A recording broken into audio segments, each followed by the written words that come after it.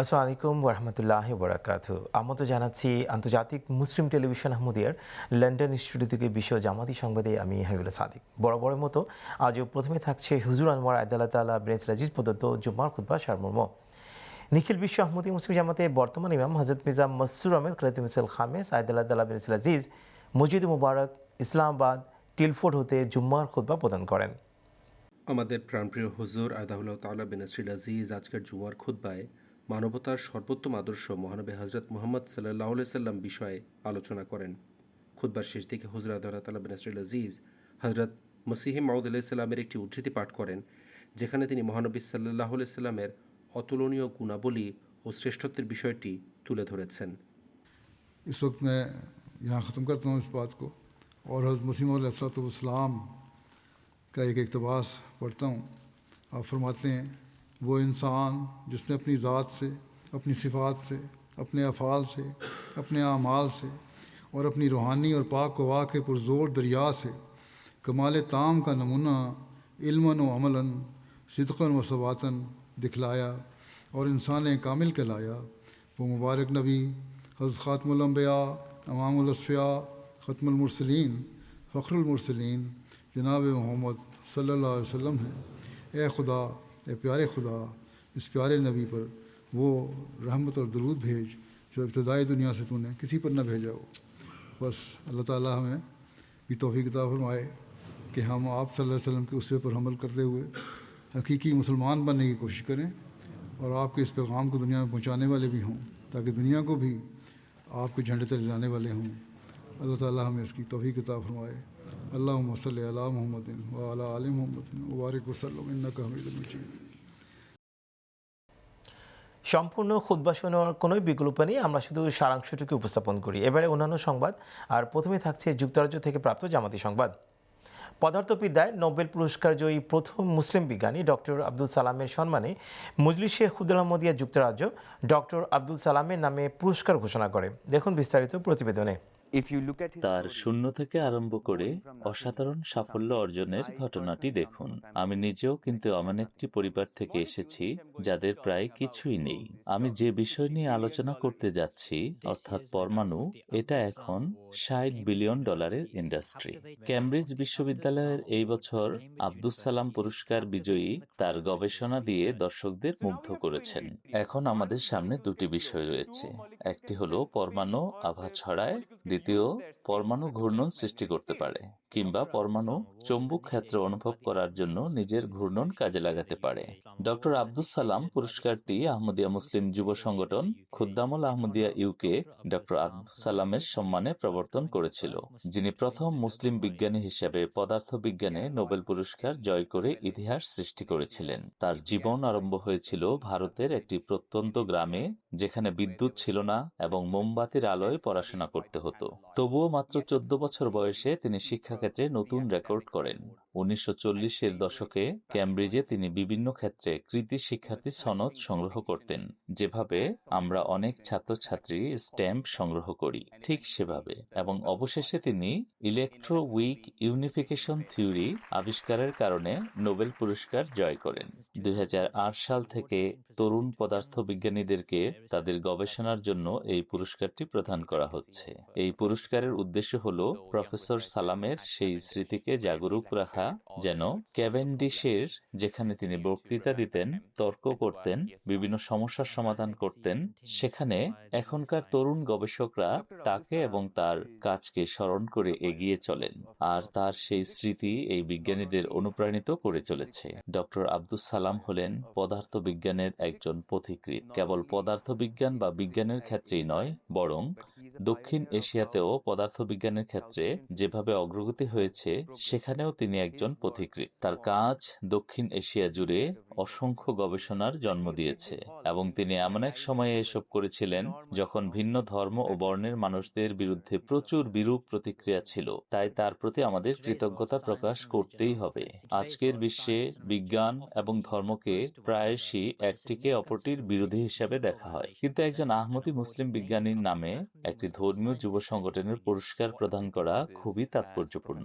অধ্যাপক সালামের ধর্মের প্রতি ভালোবাসা এবং সাফল্যের সাথে ধর্মের সঙ্গে সংযোগের প্রতীক হল তার নোবেল পুরস্কার ভোজসভার অনুষ্ঠানে বক্তব্য প্রদানের জন্য পাওয়া একমাত্র সুযোগটিতে তিনি পবিত্র কোরআনের একটি আয়াত উদ্ধৃত করার সিদ্ধান্ত নিয়েছিলেন। তবুও তার আহমদী হওয়ার কারণে ডক্টর আব্দুস সালাম তার নিজের জন্মভূমি পাকিস্তানে বিস্মৃত এবং পাঠ্যপুস্তক থেকে তাকে মুছে ফেলা হয়েছে।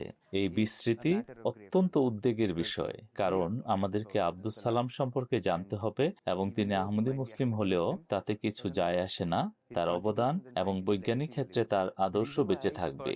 আমি ব্যক্তিগতভাবে আব্দুস সালামের সাথে সম্পৃক্ত হবার কারণ হলো তার শূন্য থেকে আরম্ভ করে অসাধারণ সাফল্য অর্জনের ঘটনাটি দেখুন।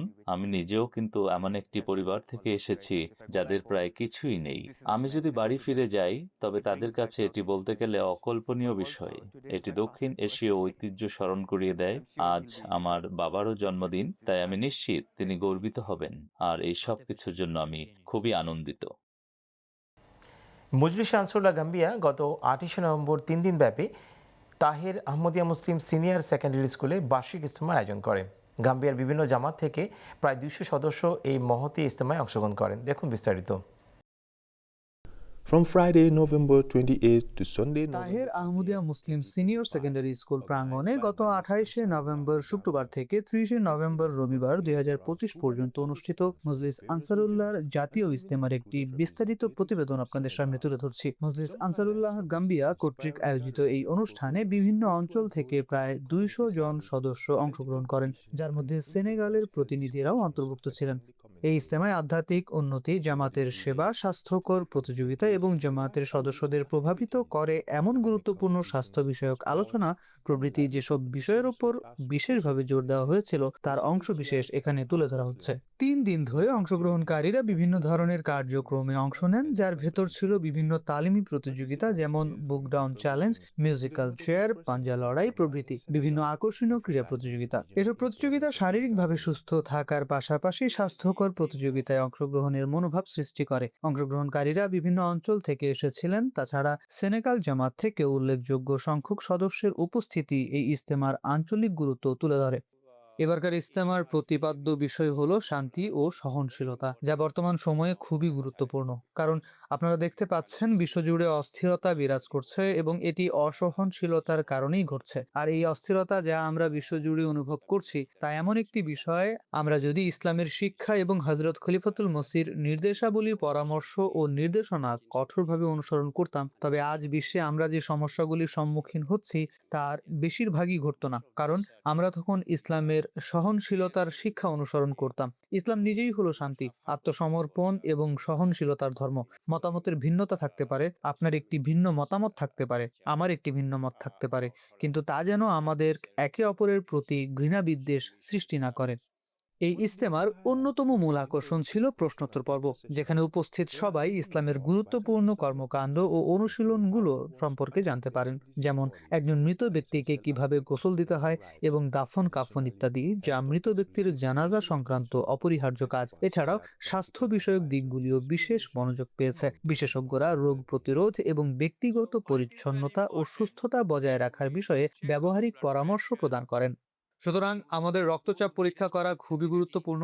নিকটস্থ স্বাস্থ্য কেন্দ্রে গিয়ে রক্তচাপ পরীক্ষা করা হলো প্রথম পদক্ষেপ যে আমরা উচ্চ রক্তচাপে ভুগছি কিনা। কারণ কখনো কখনো এটি কোনো পূর্ব লক্ষণ ছাড়াই ঘটে, কিন্তু যখন লক্ষণ সহ এটি হয় তখন কি কি প্রধান লক্ষণ দেখে আমরা বুঝতে পারি যে আমাদের উচ্চ রক্তচাপ রয়েছে। এটির সাথে মাথা ব্যথা থাকে, বিশেষত খুব সকালে এবং দিনের শেষের দিকে। কখনো কখনো মাথা ঘোরা বা ঝিমঝিম লাগা ভাব থাকে। কখনো কখনো এর ফলে শুধুমাত্র ক্লান্তি ও অবসাদ দেখা যায়। তাই এগুলো হলো প্রধান লক্ষণ। তবে এসব লক্ষণ দেখার আগেই আমাদের এটা জানা থাকা দরকার, সেজন্য আমাদের রক্তচাপ পরীক্ষা করতে হবে যে আমরা উচ্চ রক্তচাপের রোগী কিনা। এই ইজতেমাটি আন্তরিক দোয়ার মাধ্যমে এবং নিজেদের ঈমান, স্বাস্থ্য ও জামাতের সেবার মূল্যবোধকে সমুন্নত রাখার সমষ্টিগত আহ্বানের মাধ্যমে শেষ হয়। বহু অংশগ্রহণকারী এই ইজতেমা থেকে অর্জিত আধ্যাত্মিক এবং ব্যবহারিক জ্ঞানের জন্য তাদের কৃতজ্ঞতা প্রকাশ করেন। আপনি যদি সোমালিয়া এবং সুদানের মতো দেশগুলোর দিকে তাকান, যে সেখানে কিরকম সব সংঘাত ঘটছে, অথচ তারা সবাই কিন্তু জ্ঞাতি ভাই বা রক্ত সম্পর্কের আত্মীয়। কিন্তু আহমদিয়া জামাতে আপনি জার্মান হন বা গাম্বিয়ান হন, নাইজেরিয়ান হন বা ব্রাজিলিয়ান, যে দেশেরই হন না কেন, আমরা সবাই কলেমা শাহাদাতের বন্ধনে এবং এক ইমামের এক ঐশী নেতার নেতৃত্বে সবাই ঐক্যবদ্ধ। আল্লাহ হুজুরকে নিরাপদে রাখুন এবং দীর্ঘায়ু দান করুন। আমরা আশা করি এক সময় মুসলিম জাতিগুলো বস্তুতপক্ষে সারা বিশ্ব জেগে উঠবে যে কেবল ইসলাম আহমদিয়াতের পতাকা তলেই আমরা সবাই ঐক্যবদ্ধ হতে পারি। আর আহমদিয়া জামাত আপনাদের সেই মডেল দেখাচ্ছে যে দেখুন, রুশ, জার্মান, ইউক্রেনীয়, পলিশ, চিলিয়ান, ব্রাজিলিয়ান, আমেরিকান, আমরা সবাই এক আল্লাহর বান্দা হিসেবে এবং যুগ খলিফার নেতৃত্বে পরস্পর ভাই ভাই। এই ইজতেমার মাধ্যমে আরও একবার আনসারুল্লাহ সদস্যদের মধ্যে ঈমান, জামাতের খেদমত এবং স্বাস্থ্য সচেতনতার স্পৃহা প্রদর্শিত হয়েছে। MT international, Gambia studios. আজকের আয়োজনের সবচেয়ে থাকছে ঘানা থেকে প্রাপ্ত জামাতি সংবাদ। রিভিউ অফ রিলিজন যুক্তরাজ্য এবং রিভিউ অফ রিলিজন নাইজেরিয়া ও টিম এমটিএ ঘানার মধ্যে একটি প্রীতি ফুটবল ম্যাচের অনুষ্ঠিত হয়। ম্যাচটি সকল অংশগ্রহণকারীদের মাঝে উত্তেজনা, উৎসাহ ও ভ্রাতৃত্বের বন্ধনে আবদ্ধ করে। দেখুন বিস্তারিত প্রতিবেদনে।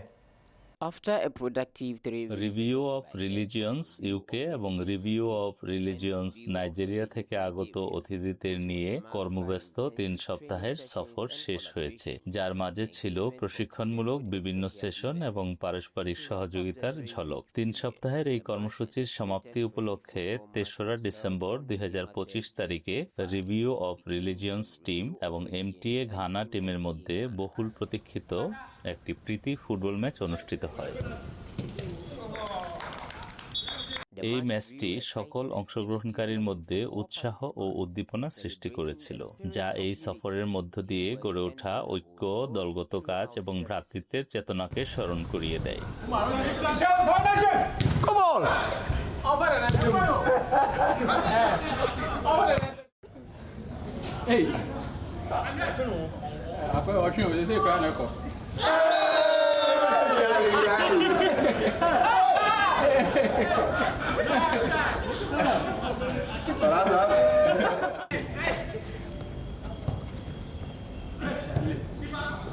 Good.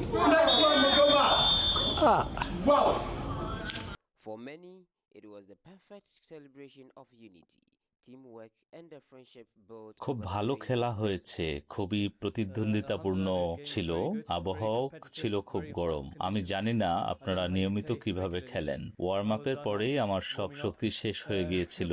এটি একটি খুব ভালো খেলা ছিল, খুবই চ্যালেঞ্জিং।